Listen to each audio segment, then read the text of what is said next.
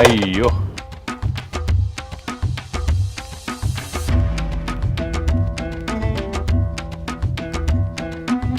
பீஸை பாருங்களேன்.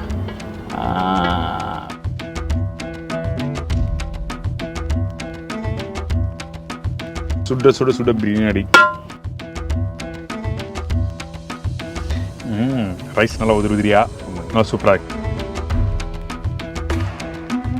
எண்ணெய் அதிகமாக இல்லை, நெய்யும் அதிகமாக இல்லை, எல்லாமே நல்லா மிக்ஸ் ஆகிருக்கு. வணக்கம், நான் Shabdina. Welcome back to Shabdina's kitchen. இன்றைக்கி நம்ம எந்த ஊருக்கு வரோம் பார்த்தீங்கன்னா கொங்கு பெல்ட் தான் வந்திருக்கோம். அதில் பர்டிகுலராக ஈரோடில் தான் இருக்கோம். இன்றைக்கி நம்ம மாந்தோட்டத்துக்கு விருந்தில் ஸ்பெஷலான ஒரு சிக்கன் பிரியாணி, நாட்டுக்கோழி பிரியாணி, அது எப்படி செய்யறதுன்னு பார்க்கலாம். இவங்க பண்ணுற அந்த சிக்கன் பிரியாணி ரொம்ப நல்லாயிருக்கும். நான் ஆல்ரெடி 2 முன்னாடி சாப்பிட்ருக்கேன். இன்றைக்கி அந்த ரெசிபி நம்ம கேட்டு தெரிஞ்சுக்கலாமே சொல்லிட்டு தான் அவங்ககிட்ட நம்ம பண்ண போகிறோம். நம்ம வந்து வெடைக்கோழியை பிடிச்சி 4-5 பிச்சு போட்டு இஞ்சி பூண்டு பேஸ்ட்டு கடலெண்ணெய் ஊற்றி வதக்கி புதினா கொத்தமல்லியெல்லாம் போட்டு லைட்டாக வதக்கி அது ஒரு வேறு மாதிரி ஒரு டேஸ்ட் இருக்குது. இதில் என்னென்ன மசாலா போடுறோம்? நம்மளே ஓன மசாலா ரெடி பண்ணி போட்டுக்கிறதுங்க. நம்ம இந்த மசாலா பொருட்கள் எல்லாம் அரைச்சி பேஸ்ட் மாதிரி அரைச்சி சிக்கனில் வந்து 1 மணி நேரம் அந்த சிக்கனை வந்து ஒரு நாட்டுக்கோழி ஊற வச்சுட்டு அதுக்கப்புறம் தான் நம்ம செய்வோம். பெரும்பாலும் பார்த்தீங்கன்னா நம்ம சவுத் சைடில் இந்த மாதிரி ஸ்டைலில் பண்ண மாட்டாங்க. ஆனால் இவங்க வந்து கடைக்கான டேஸ்ட் நல்லா சூப்பராக கொடுக்குது, அதனால் நம்ம எப்படியே பண்ணலாமே அப்படி சொல்லிட்டு பண்ண ஆரம்பிச்சிருக்காங்க. எங்களுக்கு நல்லா பிடிச்சிருந்தது, வரவங்களுக்கு பிடிச்சிருந்தது. நீங்களே சாப்பிட்டு பார்த்துருக்கீங்களே, உங்களுக்கு பிடிச்சிருந்தது இல்லைங்களா? அது நல்லா வரவங்க இதே தான் கேட்பாங்க. அந்த சீரக சம்பா ரைஸ் யூஸ் பண்ணுற பக்கம் என்ன, அது எவ்வளோ தம் போடுறோம், இந்த மாதிரி ஏகப்பட்ட விஷயம் இவங்க ஸ்டைலில் பண்ணுற அந்த ரெசிபி பற்றி நம்ம கேட்டு போகிறோம். வாங்க, இந்த ரெசிபி நம்ம சொல்கிறது யார்? திரு வேல்முருகன் அண்ணா தான். அவர்கிட்ட போயிட்டு இந்த ரெசிபி பற்றி நிறைய விஷயம் கேட்டு போகிறோம். அவர் போய் மீட் பண்ணலாமா? போகலாம் வாங்க. வணக்கம். வணக்கங்க. ஓகேம்மா? நல்லா இருக்கிறேங்க. ரொம்ப சந்தோஷம். இன்றைக்கி இந்த நாட்டுக்கோழியை பற்றி நீங்கள் சொல்லுங்களேன். இங்கே வச்சுருக்கீங்க பெரிய பெரிய பீஸாக வைக்கிறதுக்கு என்ன காரணம், ஏன் அப்படி வைக்கிறீங்க? சரி, எல்லாமே 150 கிராம் பீஸ் எல்லாமே. சரி, ஒரு பிரியாணி கொண்டாடும் பீஸ் 150 கிராம் முழுசாக வச்சுருக்கு. சரி, இது வந்து பெருசாக இருக்கிறதுக்கு காரணம் என்னன்னு கேட்டிங்கன்னா குலையாமல் இருக்கும். ஒரு சிலர் வந்து குழஞ்சு போய் பீஸ் எல்லாம் உதிரி இருக்குங்க, அதனால் முழுசாக போட்டால் தான் குலையாமல் இருக்கும், அதுக்காக போடுதுங்க. ஓகே. ஸோ இப்போ நம்ம ஆரம்பிச்சிடலாமா? ஆரம்பிச்சிடலாம். ஃபஸ்ட் நம்ம என்ன பண்ண போகிறோம், அதுக்கு முன்னாடி தேவையான பொருட்கள் சொல்கிறேங்க. சரி, நம்ம ஸ்டைலில் ஈரோடு ஸ்டைலில் செய்கிற நாட்டுக்கோழி பிரியாணி செய்யறதுக்கு தேவையான பொருள்: சீரக சம்பா 2 கிலோ செய்ய போகிறோம். அதுக்கு 2 கிலோ சிக்கன் நாட்டுக்கோழி லெக் பீஸும் இதெல்லாம் எடுத்து வச்சுருக்குறோம். பெரிய வெங்காயம் 400 கிராமுங்க, தக்காளி 300 கிராம், தயிர் 200 mlங்க, பச்சை மிளகா 15 நம்பருங்க பச்சை மிளகா, இஞ்சி பூண்டு பேஸ்ட்டு 100 கிராம், முந்திரி பருப்பு 20 எடுத்துருக்குறோம். நீங்கள் ஜாஸ்தியாக கூட போட்டுக்கலாம், அது உங்கள் தேவைக்கு தகுந்த மாதிரி போட்டுங்க. மல்லி எடுத்து வச்சுருக்கிறோம், புதினா எடுத்து வச்சுருக்கோம். இதெல்லாம் அளவு கையளவு தான் போட்டுக்கணுங்க. உப்பும் கையளவு தான் போட்டுக்கணுங்க. 1/2 டீஸ்பூன் மஞ்சத்தூள் போட்டால் போதுங்க. இதுக்கு வந்து நம்ம வந்து கடல் எண்ணெய் 400 ml சேர்த்த போகிறோம். நெய் வந்து 200 ml சேர்த்த போகிறோங்க. இதுதான் தேவையான பொருளுங்க. அடுத்தது வந்து பார்த்திங்கன்னா மசாலா செய்யறதுக்கு தேவையான பொருளெல்லாம் பார்க்கலாம் வாங்க. வரமிளகா 15 நம்பர் எடுத்துருக்குறோம். ஜாதிக்காய் 1/2 காய் எடுத்துருக்குறோம். ஜாதிக்காய் பூ வந்து 2 எடுத்துருக்குறோம். ஏலக்காய் 6 நம்பர் எடுத்துருக்குறோம். லவங்கம் ஒரு 10 நம்பர் எடுத்துருக்குறோம். மராட்டி மூக்கு ஒரு 6 நம்பர் எடுத்துருக்குறோம். பிரிஞ்ச் இலை வந்து ஒரு 3 இலை எடுத்துருக்குறோம். கடல் பாசி மணத்துக்காக கடல் பாசி சும்மா கொஞ்சமாக 2 பூ எடுத்துருக்குறோம். பட்டை நல்லா விரல் நீளத்துக்கு 2 பட்டை எடுத்து இது மாதிரி துண்டு பண்ணி வச்சுருக்குறோம். இந்த அளவுக்கு எடுத்துக்கிட்டால் போதும். சரி, அன்னாச்சி பூ வந்து 2 எடுத்து வச்சுருக்குறோம். இப்போ ஃபஸ்ட் நம்ம என்ன பண்ண போகிறோம்? ஃபஸ்ட் நம்ம வந்து மசாலா என்னென்ன பொருள் தேவைங்கிறத சொல்லிவிட்டு அதை அரைச்சிக்க போகிறோம். பேஸ்ட்டாக அரைச்சிக்க போகிறோம். இதுவா? ஆமாங்க. ஓகே, இங்கெல்லாம் வச்சுருக்கீங்களே? ஆமாங்க. இதில் மிளகாத்தூள்லாம் போடுறதில்ல? மிளகாயே போட்டால் தான் நல்லா இருக்குது. காஞ்ச மிளகா போடுறீங்க? காஞ்ச மிளகா விதையோட போட்டு அரைக்கும் போது அது டேஸ்ட் நல்லா வரும். நீங்கள் ஃபஸ்ட்டு தேவையான பொருட்கள் சொன்னீங்களே? ஆமாங்க, அதாங்க. அதே தான். ஸோ இதெல்லாம் போட்டு நம்ம பவுடராக பண்ண போகிறோமா இல்லை தண்ணி ஊற்றி அரைக்கிற மாதிரி இருக்குமா? தண்ணி ஊற்றி மிக்சியில் அரைக்க போகிறோங்க. சரி, என்ன காரணம், ஏன் அப்படி அரைக்கிறீங்க? அது நைஸாக வரணுங்க, நல்லா குழந்தை நைஸாக பேஸ்ட்டாக வரணும். அதுக்காக மிக்சியில் அரைக்கும். கொஞ்சோண்டு குவான்டிட்டி இருக்குது, வேறு எதில் வச்சு அரைக்கவும் முடியாது, செக்கிலையும் அரைக்க முடியாது, இதாகாதுங்க. நல்லா நைஸ் ஆகணுங்கிறதுக்காக மிக்சியில் தான் அரைக்க முடியும். ஓகே. இது லார்ஜ் குவான்டிட்டி அப்படின்னா இருந்ததுன்னா அப்போ வந்து நீங்கள் பவுடர் அரைச்சிக்கலாம். பவுடர் அரைச்சி வச்சுக்கலாம், செக்கில் கூட ஆட்டி மசாலா சேர்த்துக்கலாம். சரி, ஓகே. இப்போ நம்ம வந்து தண்ணி ஊற்றி அரைக்கிறோமா? Okay, ton fine. இப்போ இந்த மசாலாவை அரைச்சி கொடுத்துருவாங்க நம்ம கையில். ஆமாங்க. இது கிட்ட இந்த கலர் பார்த்தீங்கன்னா அந்த அந்த ஆரஞ்சு ரெட்டிஷ் கலரில் இருக்குது. மிளகா போட்டுருக்கோம். மிளகா போட்டிருக்கோம். இன்னொன்று வந்து அந்த அந்த அந்த கல்பாசி பட்டையோட வாசம் நல்லாவே தெரியுது. அடுத்து என்ன பண்ணுறோம்? அது நம்ம வந்து இது சிக்கனை எடுத்து ஊற வைக்க போகிறோம். மசாலா மிக்ஸ் பண்ண போகிறோம். சரி, ஓகே.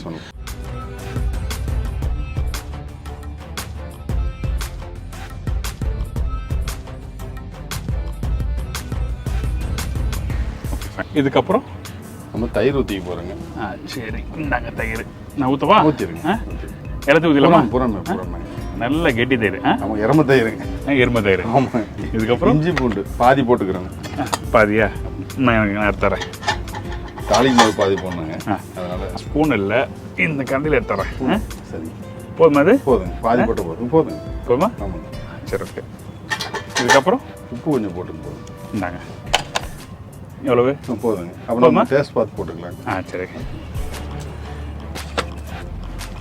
இப்போ எல்லாத்தையும் நல்லா மிக்ஸ் பண்ணுறோமா? ஆமாங்க. ஃபுல்லாக மிக்ஸ் பண்ணி 1 hour ஊற வச்சோம்னா தான் நல்லா இருக்கும். ஓகே.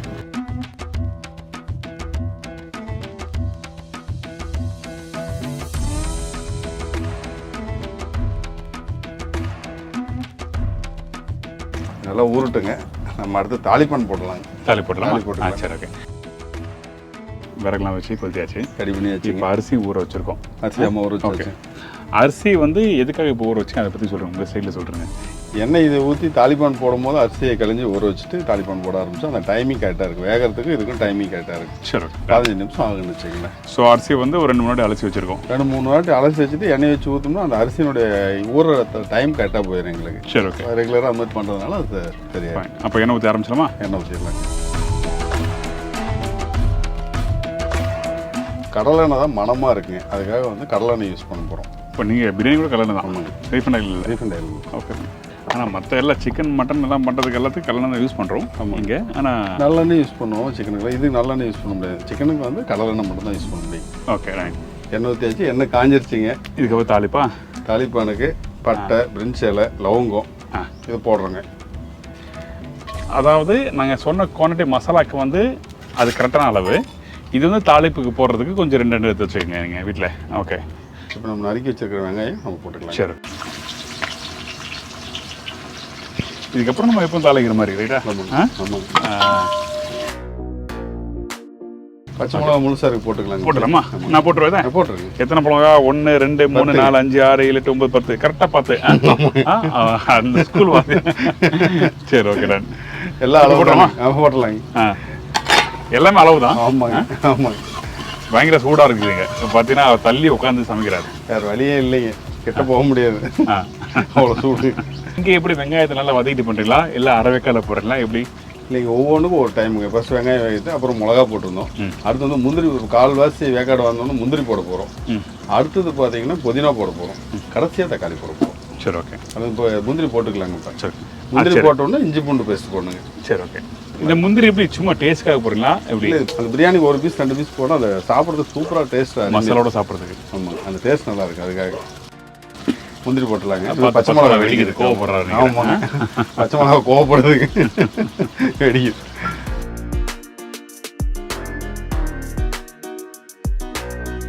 இஞ்சி பூண்டு பேஸ்ட் போத பாதி போட்டுக்கிட்டேங்க. இப்போ பாதி போட போகிறோம். சரி, ஓகே.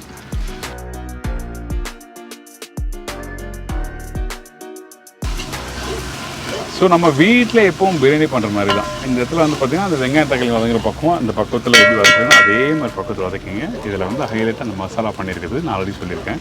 இப்போ இஞ்சி பூண்டு பேஸ்ட் போட்ட பிறகு அடுத்தது புதினா தலை போட போகிறோம். சரி.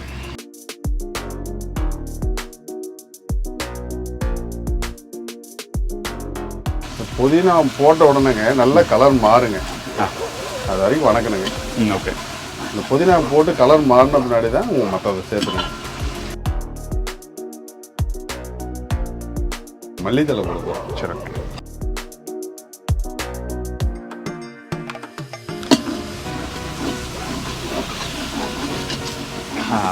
மண்சட்டியில் உட்காந்து பிரியாணி பண்ணுறது ஒரு பெரிய வேலை. அதாவது மண்சட்டியில் மண் அடுப்பு. இதுதான் டேஸ்ட் அருமையாக இருக்குது. டேஸ்ட் இன்னொன்று அங்கே சீக்கிரமாக வேகும். ஆமாங்க, அதெல்லாம் இருக்குல்ல, நல்லா வேக. இதில் விறகடுப்பில் பண்ணால் தான் பிரியாணி டேஸ்ட்டாக இருக்குது. வீட்டு வந்து அந்த கறி வந்து நல்லா அந்த பக்குவமாக வெந்து வரும். ஸ்லோ ஃப்ளேமில் எரியுது இல்லைங்களா? தக்காளி போட்டுக்கலாங்க. போட்டுடலாமா? தக்காளியும் போட்டு வதக்குறோம். ஸோ இப்போ இந்த வெங்காயம் தக்காளி வதங்கிட்டோம். அதுக்கப்புறம் நம்ம பார்க்கலாம். அடுத்த ஸ்டேஜ் வந்து அந்த மஞ்சள்தூள் போடுறது, உப்பு போடுறது. இப்போ நாங்கள் எப்படி எந்த பக்குவத்தில் வதக்குறோம் இது? இன்னும் கொஞ்ச நேரம் இருந்தால் போதும். இன்னும் ஒரு 2 நிமிஷம் 3 நிமிஷம் இருந்தால் போதும். நல்லா பதமாக ஆகிடும். எனக்கு வதக்கிட்டு காமிக்கிறீங்களா? கண்டிப்பாக காமிக்கிறேன். இன்னும் கொஞ்சம் வதக்கணும்ல? வதக்கணும். இந்த பச்சை மாறணும். ஓகே. சில பேர் பிரியாணி பண்ணும்போது அரைச்சி போடுவாங்க. இப்போ நான் ரீசெண்டாக வாணியம்பாடிக்கு போயிருந்தேன். அங்கே பார்த்தீங்கன்னா தக்காளி எல்லாம் அரைச்சி போட்டாங்க. ஜூஸ் பண்ணி போடுவாங்க. ஜூஸ் பண்ணி. ஏன்னா அந்த சாதத்தோட ஒன்று ஒட்டுறதுக்காக பண்ணாங்க. நல்லா இருந்துங்க பிரியாணி. சூப்பராக இருக்குது. First class biryani. மேலே பிரியாணி இருக்கும், அடியே பார்த்தீங்கன்னா லெசன் சூப்பராக இருக்கும். அந்த மசாலா நல்லா இருக்கும். நீங்கள் அந்த லிங்க் வேணால் தரேன். வாணி பிரியாணி ட்ரை பண்ணி பாருங்கள். Really the best biryani. சூப்பராக இருந்தது. தக்காளி வதக்கிடுச்சிங்க. கலர் மாற ஆரம்பிச்சிருச்சு. இப்போ மஞ்சள் கொஞ்சம் போட்டுக்கலாங்க. சரி, ஓகே. நான் எனக்கு அது பக்குவத்தை காமிக்கிறீங்களா? நான் எடுத்து காமிக்கலாமா? எடுத்துக்கலாம். ஓகே. இதான் பக்குவமா? ஆமாங்க ஆமாங்க. இது அவ்வளோதான். ஒரு மஞ்சள் போட்டு அந்த சிக்கன் போடும்போது சிக்கன் போட்டு கொஞ்சம் கிளறுவோம் இல்லைங்களா? அப்போ எல்லாமே ட்ரை ஆகிக்கும். சரி, ஓகே. மஞ்சள் தூள் எவ்வளோ போடுறீங்க? மஞ்சள் தூள் சும்மா கொஞ்சமாக போட்டால் போதுங்க. சிட்டிக்கு ஒரு சிட்டிக்கு போட்டால் போதும். சும்மா ஒரு 1/2 டீஸ்பூன் அளவு. 1/2 டீஸ்பூன் அளவு போட்டால் போதும்.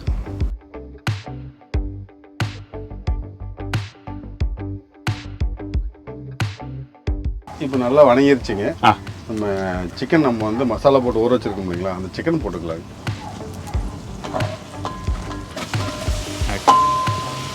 தண்ணி வேணும், கொஞ்சோண்டு தண்ணி எடுத்துக்கலாமா? கொஞ்சம் அந்த மசாலா போதும். நல்லா எண்ணெய் பிரிஞ்சு வர வரைக்கும் நம்ம வணக்கணும் இது. ஓகே. இப்போ இந்த நாட்டுக்கோழியை அப்படியே எண்ணெயிலே போட்டு ரொம்ப நேரம் வதக்குனா அந்த ஹார்டாகவும் சரி சொல்லுவாங்க. அதெல்லாம் எப்படி? அதுதான் நம்ம தயிர் போட்டு ஊற வச்சிருக்கோம் இல்லைங்களா? மசாலா போட்டு ஊற வச்சிருக்கோம். அதனால சாஃப்ட்னஸ் தான் இருக்கு. Okay, fine.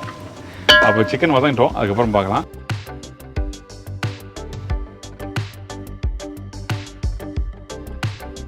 தண்ணி ஊற்றிக்கலாம். இப்போ தண்ணி ஊற்றலாமா? ஓகே. இப்போ தண்ணியோட அளவு உங்களோட ஸ்டைல் என்ன பண்ணுறீங்க? 1 கிலோ அரிசிக்குங்க. நாங்கள் சீரக சம்பா தான் செய்கிறோம். அதனால 1 கிலோ அரிசிக்கு 2 லிட்டர் தண்ணி ஊற்றுறோம். 2 லிட்டர். ஆமாங்க. ஸோ இப்போ நம்ம 2 கிலோ அரிசி பண்ணுறதுனால 4 லிட்டர் தண்ணி ஊற்றுறோம். இந்த அளந்து எடுத்து வச்சிருக்கிறேங்க. சரி.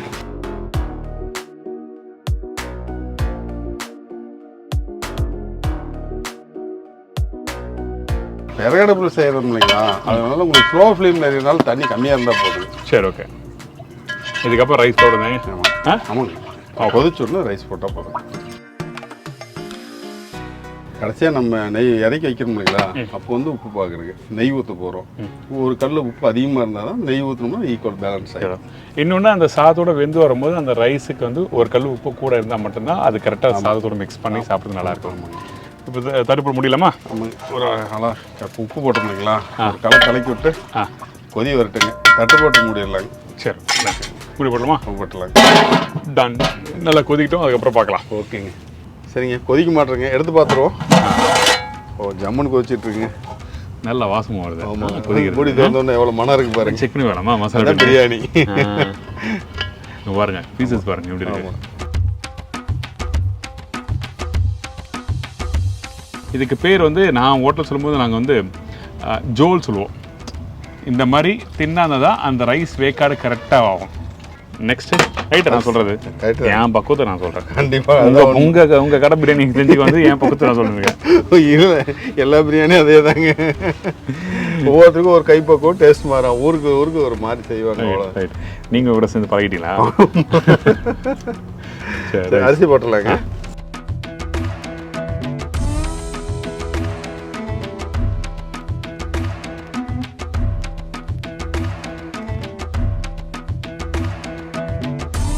அரிசி போட்டாச்சுங்க. நல்லா கிளறி விட்டோம். இப்போ ரைஸ் போட்டிருக்கோம்.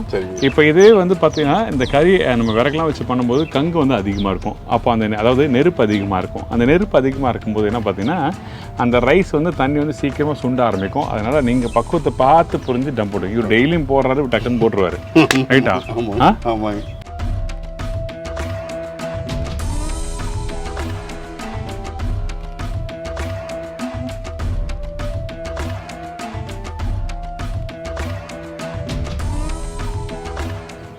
சரிங்க, ரெடி ஆயிடுச்சுங்க. இப்போ பிரியாணி சூப்பராக ரெடி. ஒரு 75% பக்கமாக பிரியாணி ரெடி ஆயிடுச்சு. இனிமேல் ரம் போடலாங்க. கொஞ்சம் நெய் ஊற்றணும்னா நல்லா இருக்கு. அப்புறம் உடைக்கும் போது நெய் ஊற்றுருங்க. ரைட்டு. அந்த தண்ணி நல்லா சுண்டு இருக்கு.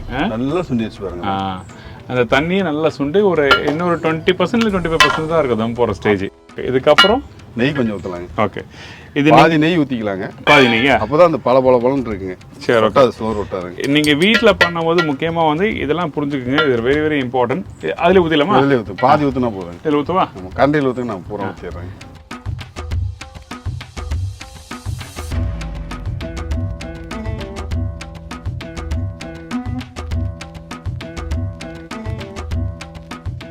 இந்த பீஸ்லாம் உள்ளே அழுத்தி விட்டுருங்க. சோறு மட்டும் தான் மேலே தெரியுங்க, அரிசி மட்டும், ரைஸ் மட்டும் தான் மேலே தெரியும். சரி, நல்லா இருக்கும். இந்த முடி போட்டலாம். ஆமாம். பிரியாணி செய்கிறது ரொம்ப கஷ்டம்லாம் இல்லை, ரொம்ப ஈஸி. ஆனால் அந்த பிரியாணியை நீங்கள் புரிஞ்சுட்டு வீட்டில் பண்ணால் டக்குன்னு பண்ணிடலாம். இப்போ தம் ஆகட்டும், அதுக்கப்புறம் பார்க்கலாம். எவ்வளோ தம் ஆகணும்? 15 நிமிஷங்க தம். தம் ஆகட்டும், அதுக்கப்புறம் பார்க்கலாம். ஓகே.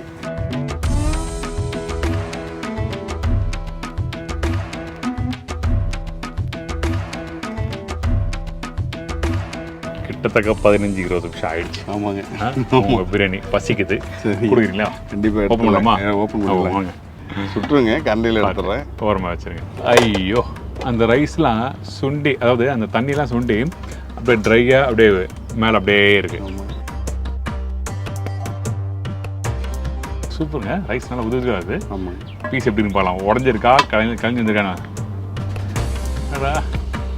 பீஸை பாருங்களேன்.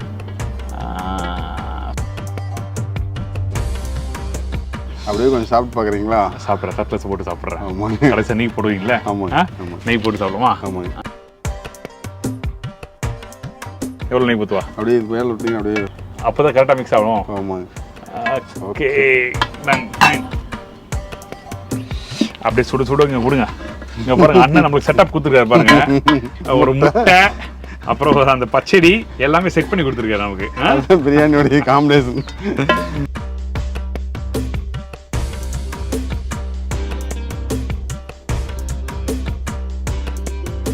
சாப்பிடுமா? சாப்பிட்டு பாருங்க. சுட பிரியாணி. ரைஸ் நல்லா உதிரியா, நல்லா சூப்பராக. கையில் இருக்கும்போது அந்த சாதம் வந்து அந்த ஈரத்தன்மை, அந்த ஒரு மாய்ஸ்சரோட இருக்குது. இன்னும் அந்த சாஃப்ட்னஸ் இருக்குது. சாப்பிட்டு பார்த்துலாமா? சாப்பிட்டு பாருங்களேன். சூடாக இருக்கே. சூடாக சாப்பிட்டா பிரியாணி நல்லா இருக்குங்க. அந்த ரைஸ் எடுத்து இப்படி சாப்பிடும்போது